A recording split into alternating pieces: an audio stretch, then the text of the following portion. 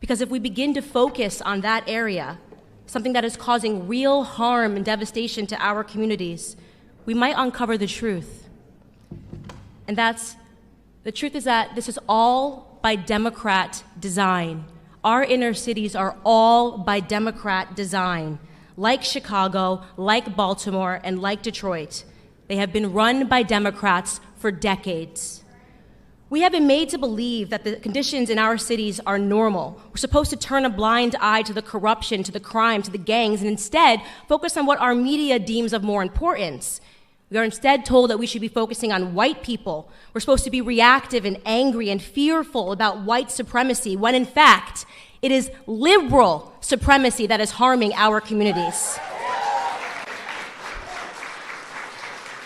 I say this all the time. You show me a neighborhood where there are liberal policies that reign supreme, and I will show you a neighborhood where Black Americans are struggling in this country.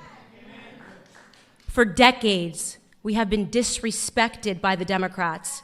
We have empowered their party, lined the pocket of their politicians, and we have gotten positively nothing in return for our blind allegiance and faithfulness. I've recently begun to immerse myself, as I told you all yesterday, in old videos and interviews of Dr. Martin Luther King Jr. And I came across an interview of him from 1964 where he was underscoring the problems that were in Black America at that time, and here's what he mentioned. I will quote: school dropouts, crime rates, illegitimacy, rioting, and other social evils, end quote. I find that list to be really interesting because he spoke that list 55 years ago. And yet today, across all of those categories, we not only have the exact same problems, but the problems have worsened.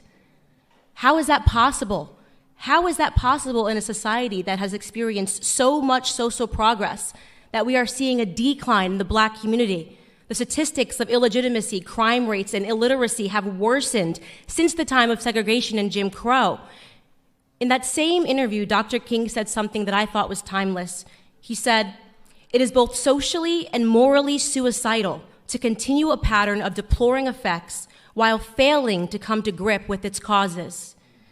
This is reminiscent of Albert Einstein's famed quote, "Insanity is doing the same thing over and over again and expecting different results." While neither of them could have been possibly speaking to the predicament that we are in today, their words are timeless because for the last 6 decades, Black America has found itself in a rhythm of insanity, voting for the same party over and over again and expecting different results.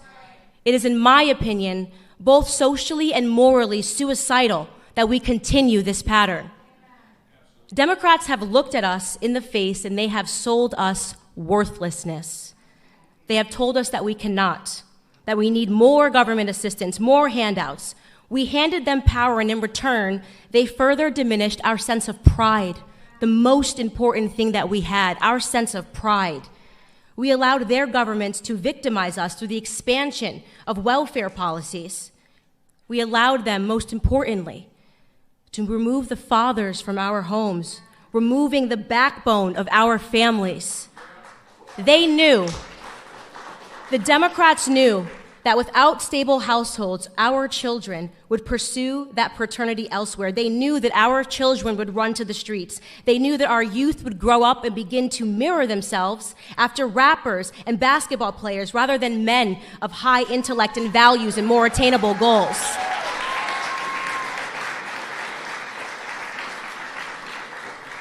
Their media took away the Jeffersons, they took away the Winslows, they took away the Huxtables, and they gave us love and hip-hop. They knew exactly what they were doing. They were resetting our goals. But what they didn't know, what they could have never predicted, was that we might wake up to it one day.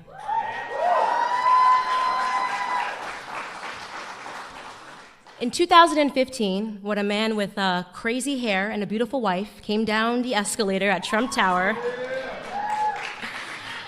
we were at the beginning of a shift, and I'll tell you honestly, I wasn't sure about him. I wasn't sure when he first came down the escalator. I said, isn't that the guy that says, you're fired? Is he really running for president? But then an incredible moment happened. In August of 2016 in Michigan, everything changed for me when that same man did something that I believe will forever be recorded in Black history as a turning point for our community.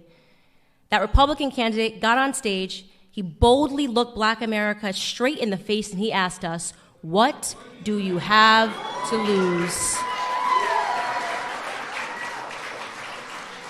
The courage of that moment, the courage for a man to challenge us to look around at our communities and to just acknowledge it, to be real, to be honest with ourselves, to acknowledge the filth of our communities and our inner cities, to acknowledge the state of our broken culture, our broken school system.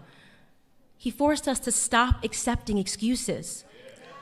Every single person that is standing in this room stands here because at some point we had the courage to set our pride aside and to realize that for the first time in decades, we had somebody who was telling us the truth.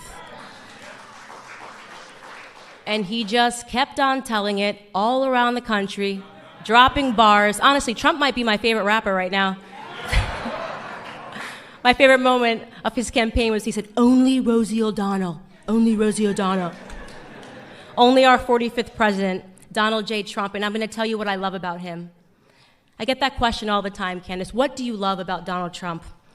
What I love about Donald Trump most is his audacity.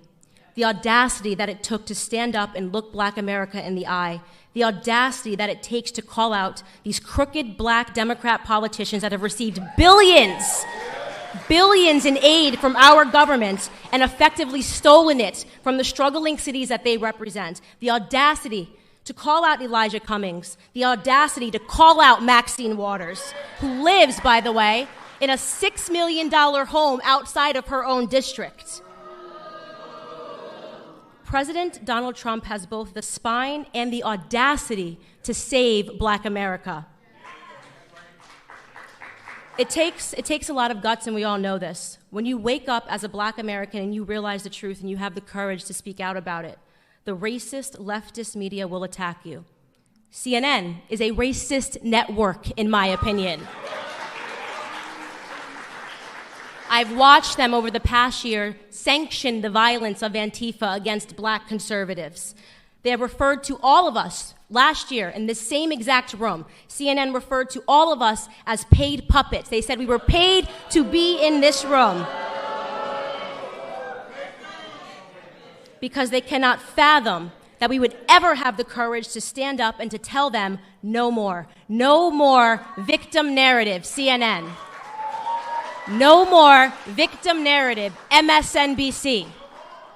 No more telling us that we cannot do something because of the color of our skin. No more fear politics. No more attempts to scare us into voting for you. No more lies. No more half-truths. They attack the one president that has done the absolute most for Black America than any president in American history because they are scared. And I'll tell you what they're scared of. They are scared of no longer being able to control us. They are scared that we are actually waking up to everything that they have done to us. It was Clarence Thomas, Supreme Court Justice Clarence Thomas, in 1991 who warned us against what the Democrats and the media would do to Black people like us. This is what he said, quote, "This is a circus. It's a national disgrace, and from my standpoint as a Black American, it is a high-tech lynching for uppity Blacks who in any way deign to think for themselves, to do for themselves, to have different ideas, and it is a message that unless you kowtow to an old order, this is what will happen to you. You will be lynched, you will be destroyed, you will be caricatured, rather than hung from a tree." How right was Supreme Court Justice Clarence Thomas in the treatment of Black Americans today? It is a national disgrace. But let them continue. Let them continue their attacks on free-thinking Blacks. It's not going to stop us in any way from supporting this administration, from supporting people like our honorable Vice President, Mike Pence, who is finally talking about God again on the national stage.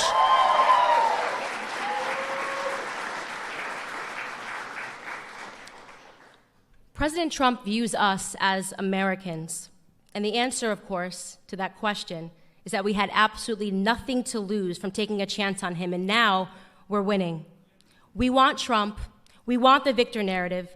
We want opportunities. We want to be viewed as Americans first and foremost.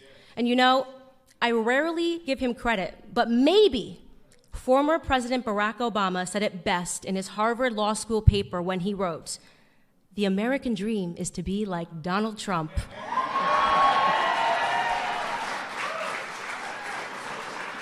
We want the American dream. Thank you guys so much for being here, and get ready to see the man himself.